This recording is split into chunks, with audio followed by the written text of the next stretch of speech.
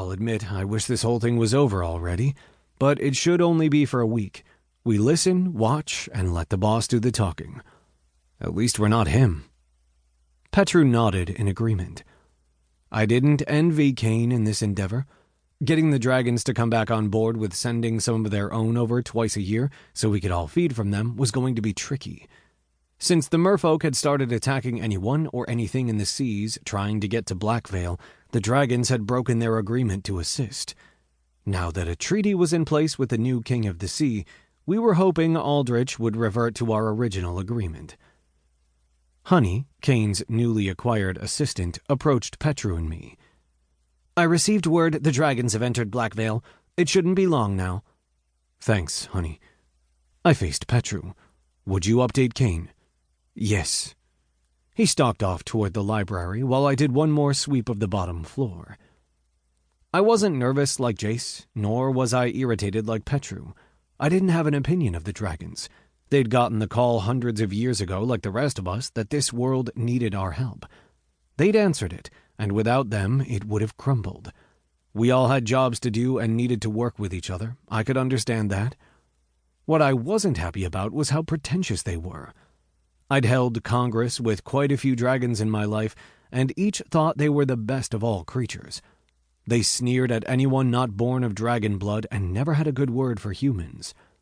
This visit would be very interesting. I could only hope Aldrich was as kind and respectful as Cain said he was. The kitchen was bustling when I went to check on the staff. The dragons' appetites were plentiful and specific, keeping the cooks on their toes and causing a lot of chaos. I left them to it and went to double-check the rooms the dragons would be using. "I gave the largest guest room to the Emperor."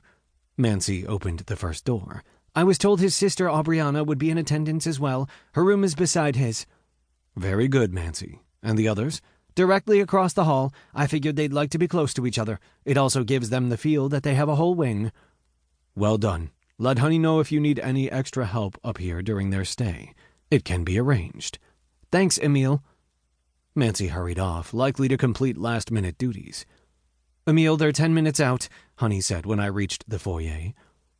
I went to the library to inform Cain and retrieve Petru. "Sir, they'll be here soon. Petru, take position." "Jace, would you like to stay in here and be introduced when we come into the library?" Cain gathered Jace's hand in his. There was no hiding Jace's nervousness. No, I can do this." He stood, and hand in hand, Cain and Jace left the library. Petru took a few vampires with him outside, and I waited with Cain and Jace. Honey was by the door, and we were ready for our guests.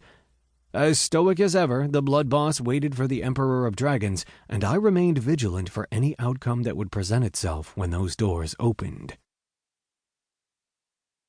Chapter 2. Aldrich. Aubriana stared out the window as our caravan drove through the streets of Black Veil. The rain was coming down in buckets, and flashes of light lit up the clouds. But it was the loud thunder and her lack of reaction that worried me. Growing up, Aubriana was terrified of the thunder. She'd run into my bedroom whimpering, and I'd have to sing to her until she finally fell asleep. Now there was nothing. No emotion, no reaction, as if she were only the shell of the vibrant dragon I once knew her to be. "We're arriving, Emperor." My driver pulled my attention from my sister toward the window where the enormous estate stood.